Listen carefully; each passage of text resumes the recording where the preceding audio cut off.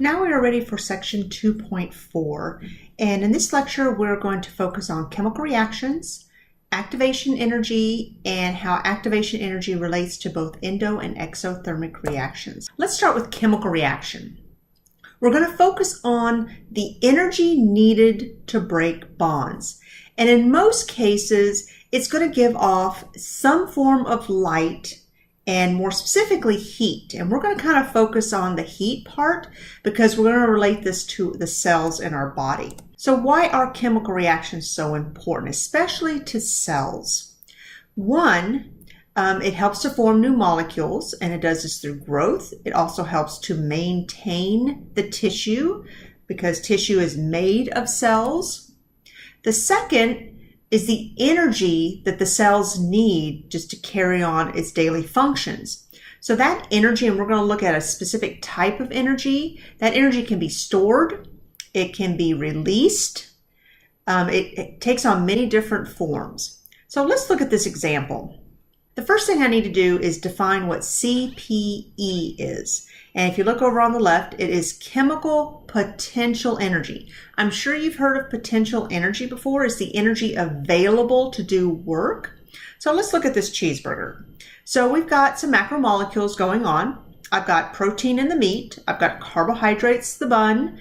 Fats can be found in both. And when our body digests this hamburger or cheeseburger, it's going to break it down into something called subunits or building blocks. So we really need to focus on the building blocks of macromolecules. And that's one reason why I cover biochemistry at the beginning of the year, because we're going to look at this throughout the entire, not only semester, but school year. So this is not going to go away. So for amino acids, that is the building block of a protein. Sugars or simple sugars are the building blocks or subunits of carbohydrates. And fatty acids is a part or a subunit of a lipid or a fat. So from there, those subunits or building blocks will then be converted into ATP. That is the energy that the cells are going to use to carry out these chemical reactions. And so then it'll do work and it'll eventually give off heat as it's doing the work. Next, we're going to move into chemical reactions. Now, I've seen people balance equations different ways, and I really don't care which way that's easier for you. Hopefully, you'll get to a point, the more comfortable you are, you'll get a little faster, and you won't have to do tally marks, you won't have to draw symbols. But if you need to, and that's how you learn how to do it, then by all means, go for it. So let's kind of break down what the parts of our equation is so that when we use the terminology, we know what we're talking about. So on the back side of the arrow, so here's our arrow, it's yields. So on the back side of our arrow are our reactants. It's what we put together, like our recipe. And it produces, on the front side of the arrow are our products. What does it make? Okay, so that's reactants and products. Sometimes they'll use the word reagents rather than reactants, so don't be thrown by that. We also have our numbers. So we have some coefficients, which are the numbers that go in front of the element symbols.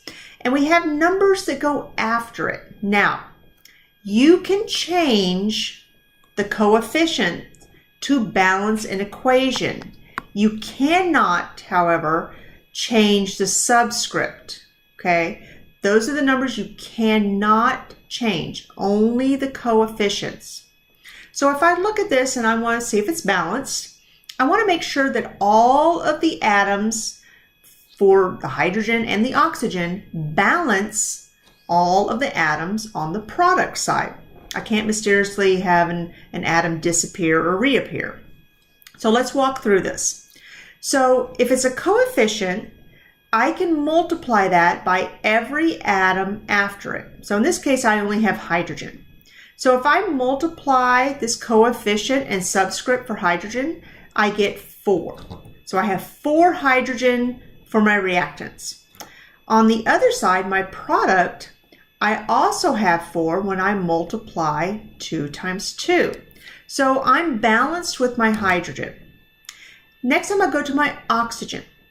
Now the oxygen in this case, the plus sign just means it's going to separate either the atoms, the molecules, or the compounds. So the coefficient usually applies to every element after it, unless there's a plus sign that it kind of stops. So my oxygen on my reactant side, I have 2 oxygen. On the product side, I also have 2 because this coefficient applies for both the hydrogen and it applies for the oxygen, which means my products, I have 2 oxygen. So that is also balanced. Let's move on to another one. This one, it kind of gives all variations. It not only gives a visual, it writes out like how many molecules there are. It gives a chemical equation, which I'm going to go to in a second. And then it lists out how many of each atom on each side. So let's go ahead and look at the chemical equation. So the way I was taught, and it just makes it go faster, is that I start on the left, I start with my first element, which in this case is carbon, and then I make sure that it's balanced on the other side. And then I go to my next one. I read left to right, and I keep going through it until I make no more changes and everything is balanced. So if I make a change, I start over with my carbon and keep going until there's no more changes. I have another lecture that'll walk you through this, and they'll actually do some problems. So if I was looking at this, I have 1 carbon on my left, my reagent or my reactant, and I have 1 carbon on the right. 4 hydrogen here, and then here are 4 hydrogen because I'm going to multiply my coefficient with my subscript. My oxygen, now we're going to need to be careful about this one. My oxygen, I have 4 on this side because I'm going to multiply, but then I have 2 plus 2, because this coefficient goes for this oxygen. That's going to give me a total of 4 oxygen. Okay, so if you need to pause that and think about it just for a second, go ahead and do that. Here's another example. I'm not going to walk you through this, but you may want to just pause and see if you can verbally walk yourself through it. How many carbons are there? How many hydrogen? How many oxygen? And see where these numbers come from. Notice they can only change the coefficients. Those are the only numbers that I can change. I cannot change the subscripts. Next, we have equilibrium. Equilibrium is when you have a concentration of the reactants and the products, and then it's not moving anymore. So the diagram on the left, this dotted line right here, we can say that that's a cell membrane, and it has openings so that the molecules can travel through it. Okay, we'll see this again when we do cells. And on the right, you'll notice that everything is distributed equally. So one way I can look at this, if I have a pitcher of water, and when I dump in a packet of Kool-Aid or I dump in a cup of sugar, if I don't stir it, they're concentrated. So it'd be like this example on the left. It's all kind of all together, lumped together. Once I start stirring it, or if I let it sit there long enough, the molecules of the Kool-Aid and the sugar will be dispersed equally until it has reached a state. That's a key word right there, a state where the concentration is not moving anymore. Okay, that's equilibrium. Now, this is one that tends to cause some problems. So activation energy. Activation energy is the minimal amount of energy to get a chemical reaction started. So let's look at this diagram here. You may see something like this on a standardized test. So understanding what it's saying would be helpful. So here are my reactants. So this would be like adding my hydrogen and oxygen. So it's starting off, okay? I can see here on the right are my products. And then I have a couple things going on in the middle here. It looks like as I'm mixing whatever I'm mixing, I'm going to apply heat. So here's where the heat is applied. And then my activation energy, once it's heating up, the activation energy is going to cause those reactants to start bonding together, and there's a transitional state to where it's finally going to produce something. Okay, so it's just enough energy to make that chemical reaction take place. That's activation energy. You need just enough to get that reaction to start. Let me walk you through an example. I'll talk you through both and then I'll refer back to the diagram at the bottom. So if I have a box of matches and I'm just holding the match where I strike it to light it, it's not going to do anything because I'm just holding it there. But if I take the match and I forcefully strike it on the box, it's going to cause friction between the match tip and the box. That heat is going to give off, and that activation energy is going to cause the match to burn. So if I look at my diagram at the bottom, so A here, that's my unlit match. So it's got potential energy. It can burn.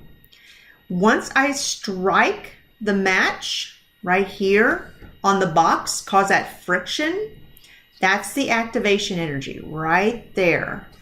Then that's going to cause the product, it's going to cause it to burn, and the potential energy will decrease. So hopefully that makes a little more sense, kind of using a household common item. So now let's jump into endo-exothermic reactions. And we're actually going to do an activity with this. So first we got to define what is it.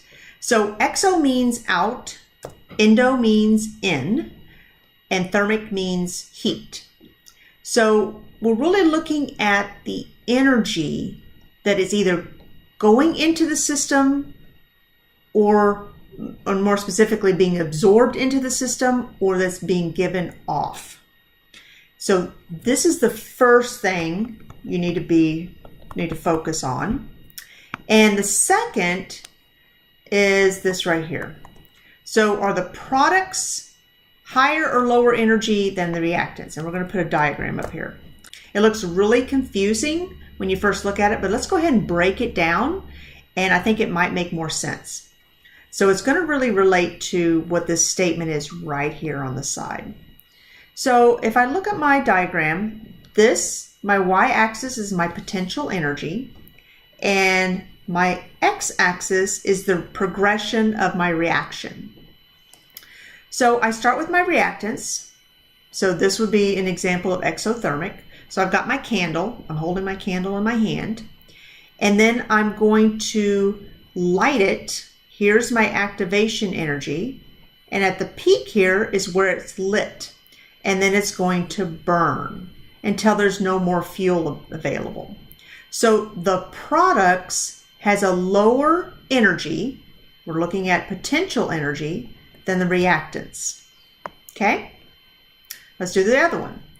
So for endothermic, the products have a higher energy than the reactants. So in this case, I need to absorb the heat from the pan to cook this egg. So when I put it in, it's raw. So my potential energy is kind of low, okay? I need to add a lot of heat, activation energy, to get that egg to cook. That's why it takes time to cook something, because I need to heat up the pan, and then I need to heat up the food, and then it starts cooking, okay? This is the reason I included this diagram, we have some other symbols, terms here, like EA, don't be thrown by that. E is energy, A is activation. So activation energy is exactly the same thing. Be careful, the diagram's flipped, okay? So on the previous slide, it was the other way around. So if you just want to pause this, kind of read through this diagram, but I just wanted to point out what that EA stands for. So that kind of wraps up section 2.4. And like I said, we're going to do an activity on endo and exothermic reactions. We'll do some balancing equations. There's also a homework assignment that you can practice. I have another lecture that goes more in depth and walks you through balancing equations. But like always, if you have any questions, just see me.